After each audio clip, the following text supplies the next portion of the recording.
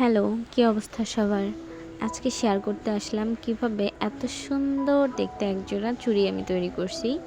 তো চলো ভিডিওটা শুরু করা যাক। এখানে আমি প্রথমেই এরকম প্লাস্টিকের যে ডাইসগুলো পাওয়া যায় ওগুলো নিয়ে নিছি, আর নিছি হচ্ছে টুকরা কাপড়, আর এখানে ইউজ করছি ছোটো পাড়ের পুঁতি আর গাজরা। তো ভিডিওটা শুরু করি চলো। প্রথমেই আমি এই ডাইসগুলো নিছি। এখন এগুলো আমি কই থেকে নিছিলাম আমার মনে নাই। আর টুকরা কাপড় নিছি। এখন এটাকে চলো একটু পিস পিস করে কেটে নিছি, মানে আমি যতটুকু ওয়াইড রাখতে চাচ্ছি ওরকম করে এটাকে কেটে নিছি। তো এখন এটাকে আমি পুরো ডাইসটার মধ্যে পেঁচায় নিব। এটা পেঁচানোর জন্য প্রথমে এটা আটকে নিতে হবে একটা মাথা।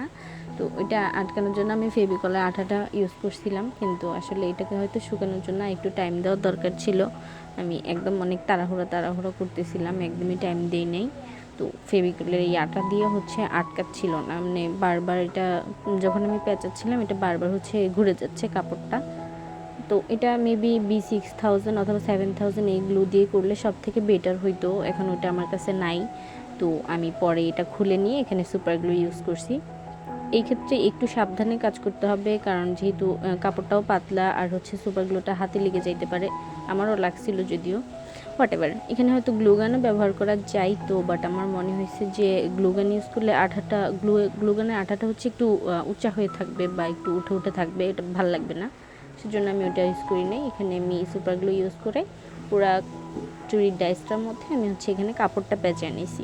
বাই দ্য ওয়ে, এই কাপড়টা যেহেতু সুতি কাপড় না, এই জন্য এখান থেকে বারবার সুতা উঠে যাচ্ছিল। তো এগুলো আমি পরে কাটিং করে নিব, কারণ সুতা উঠে গেলে তো আর ভালো লাগতেছে না। আর এটা মেনলি আমার আপুকে আমি গিফট করব, এই জন্য আমি আপুর ড্রেসের কাপড়টা থেকে এই কাপড়টা নিয়ে অল্প একটু কাপড় নিয়ে আমি এটা বানিয়ে নিছি। বের হয়ে আসা সুতাগুলো কাট করে নিছি। তো এরপর আমি নিছি আমার সেই সুতায় মোড়া চুড়ি আর পার্ল বিট, আর এখানে নিছি গাজরা।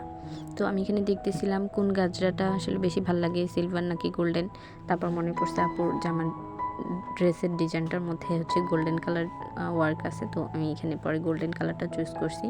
তো প্রথমে আমি চুড়ির নিচ থেকে এভাবে সুতাটা উঠায়া এখানে পার্ল বিট দুইটা করে নিচ্ছিলাম, নিয়ে এভাবে জয়েন করে দিচ্ছিলাম। এটা যেন একটু ভালো মতো সিকিউর থাকে, এই জন্য এটাকে ডাবল সেলাই করছি আর কি, বাংলা কথায়।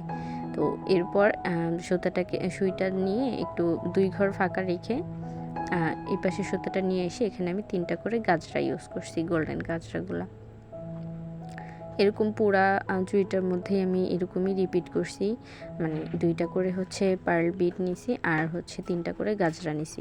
এই কাজটা আমার একদমই প্রথমবার করা, তো আমি যেভাবে পারতেছিলাম ওইভাবেই আসলে করছিলাম। যে কোনো ভুল ত্রুটি সবাই ক্ষমা সুন্দর দৃষ্টিতে দেখবেন অবশ্যই। আর যেহেতু এটা আমি প্রফেশনালি করতেছি না, বা এটা আমি সেল করব না, তো ওইভাবে আর কি কোনো রকম করে বানাচ্ছিলাম যে কয়েকদিন পড়তে পারে আপু, এই। আর এগুলো তো অবশ্য কেউ রেগুলার ইউজ করে না। তো এইভাবেই আমি 2টা করে পার্ল বিট আর এরকম 3টা করে গাজরা ইউজ করে এই পুরা কাজটা, মানে পুরা চুড়িটার মধ্যে করে নিব। চলো এটা অফ ক্যামেরায় করে ফেলি, আসলে আমার আর ভিডিও করার ধৈর্যই হচ্ছিল না। এইসব সব কাজে আসলে এত পরিমাণ ধৈর্যের প্রয়োজন। তো এই চুড়িগুলার ফাইনাল লুক আমি তোমাদেরকে হাতে পরে একটু দেখায় দেই, দেখো কেমন হয়েছে। সবাই জানেও এইসব কাজে আমি একদমই নতুন, তো এই কাজের তেমন একটা ধারণা আমার নাই। আমি যেহেতু রেজিনের প্রোডাক্ট নিয়ে কাজ করি, তো রেজিনের জিনিসপত্র নিয়ে একটু ধারণা আছে। যাই হোক, কেমন হয়েছে সবাই জানাইও। আমার আপু তো চুড়িগুলো অনেক বেশি পছন্দ করছে। তো তোমরাও যাও, বসে আছো কেন? তোমাদের আপুদের জন্য, আম্মুদের জন্য, যার জন্য পারো চুড়ি বানাও, আর ঈদে বেশি বেশি করে সালামি নিবা। Thanks for watching, bye bye.